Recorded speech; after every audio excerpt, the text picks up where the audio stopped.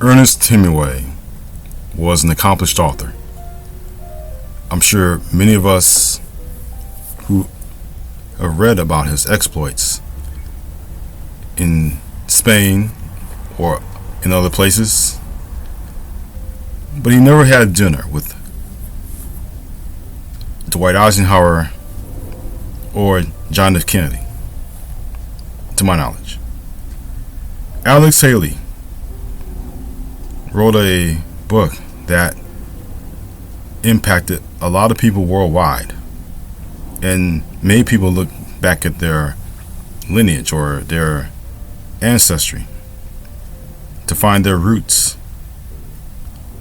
But he never had dinner with Jimmy Carter. So I asked this question because as of the 21st century, it seems as if, as authors, everyone is hanging on our every word to see what we say about a particular subject, matter, or statement. Are we as authors recognized for our works?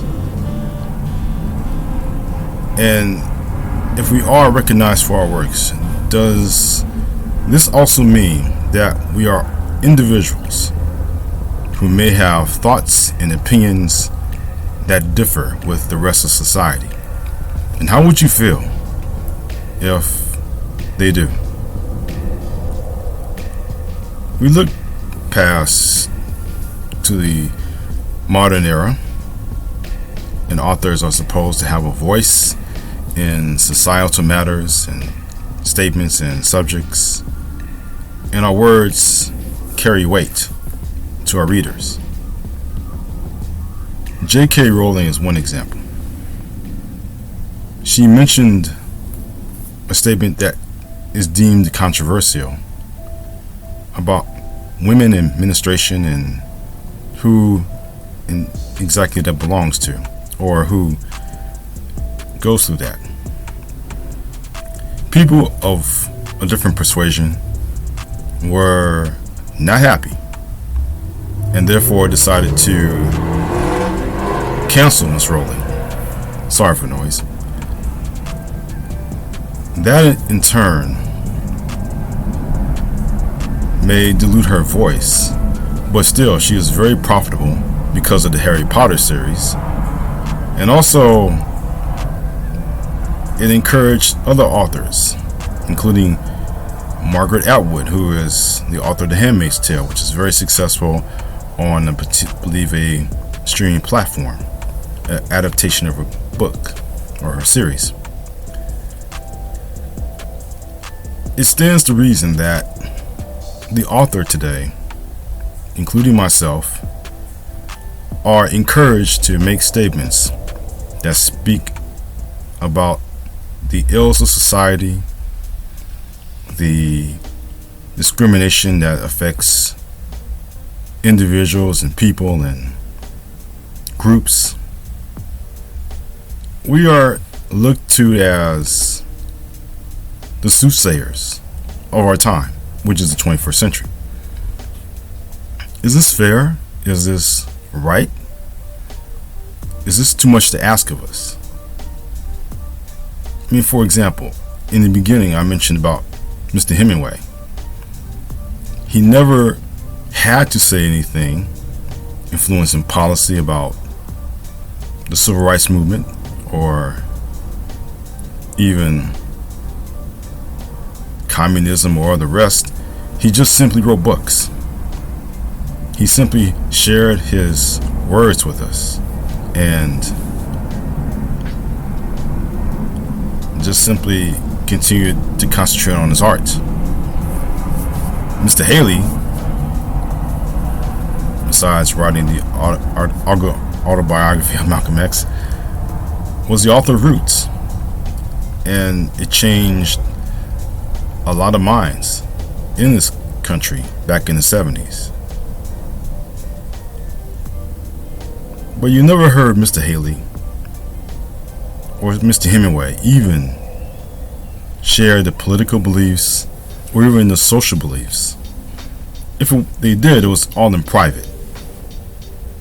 And that's the way it should be, in private. I can share my beliefs on social media. And depending on my fan base, they either agree with it or they can disagree with it. But they will have to understand that that's my voice and that's my opinion.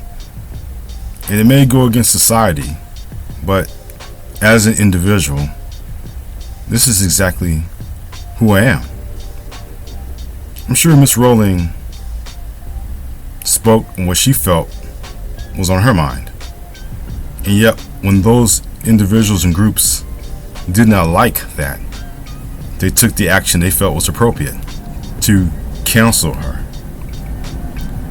Let me give a tip to anyone who wants to cancel anyone in this society. If it's a person who you don't like, an artist or whoever, stop buying their product. Stop clicking on their YouTube channel. Stop listening to these people. Trust me, that's just a lot more than just saying I'm going to cancel you, because it just means that you're shouting just to get attention. Just simply turn your back and walk away. There are great images in literature that show the power of turning your back and walking away. You don't have to mention anything on social media. Like, for example, if I say all puppies should be put to sleep, instead of saying Chapman is canceled, just simply stop buying my books or stop listening to my YouTube channel. If you're following me, unfollow me. I mean, I don't think you should do that right now, but I'm thinking that if I were to make a controversial statement. But as an author, do I have the right to say something in my stature as a creative artist to influence social policy, to influence pop culture? Or am I just simply an individual with thoughts on my mind and that's it? Is it the case where you can separate the work from the artist? For example, recently there's been great pushback of H.P. Lovecraft. You remember him, the Elder Gods, and all the other horror tales he's written in his past. It's no secret that Lovecraft was a racist, or someone very prejudicial towards other groups and cultures. And I would say as of 2019 and 2020, maybe before that, there was a push to cancel Mr. Lovecraft because of his views that were very well mentioned. My thought to that is simply, don't read any of his stuff. Don't read anything he has written. Don't even talk about. Don't even bring up the Elder Gods. Don't do that. The most effective way to cancel someone is to simply stop supporting them. But as of the 21st century, you have people who believe that if you draw attention to a person that you are going to cancel, that person will be canceled. And for Miss Rowling, she's still getting paid for the Harry Potter books because people like that art, people like that series. But you can separate the art from the artist. Quite simply, as an individual, I have the right to express my thoughts, my feelings, my opinions on the subject. And in this 21st century, in this digital age that we're now living in, we're treating opinion as fact. We see it in politics, we see it in pop culture, we see it all the time. I listen to a certain YouTube host, and their views are different than mine. But because their views are different than mine, doesn't mean I'm going to cancel them or I am going to stop supporting them. If they have something intelligent to say, I'll listen. even though I may disagree with the views. I really believe in this day and time, this modern day and time, we have gotten away from, okay, we can separate certain aspects of a person. If Miss Rowling can continue to create great content of her series, that's one thing. Her personal views are another matter. If you can separate the art from the artist, that's one thing. But I know this goes against what I said earlier. If you don't like a person, you can just simply stop supporting them. And if you're so bothered by someone, their viewpoints, their views, and you're shocked and you just don't want to support them anymore, you have every right to do so. But keep in mind, that's your reaction to this literary artist that you now are not supporting anymore. All I have to say in closing is that we live in a society where we need to just separate the art from the artist. Lovecraft was a man of many views, all of them negative. But the elder gods in his stories are still received by individuals who love good horror, and it's the basis of many other content like the shows or movies or what have you. So that can't be understated.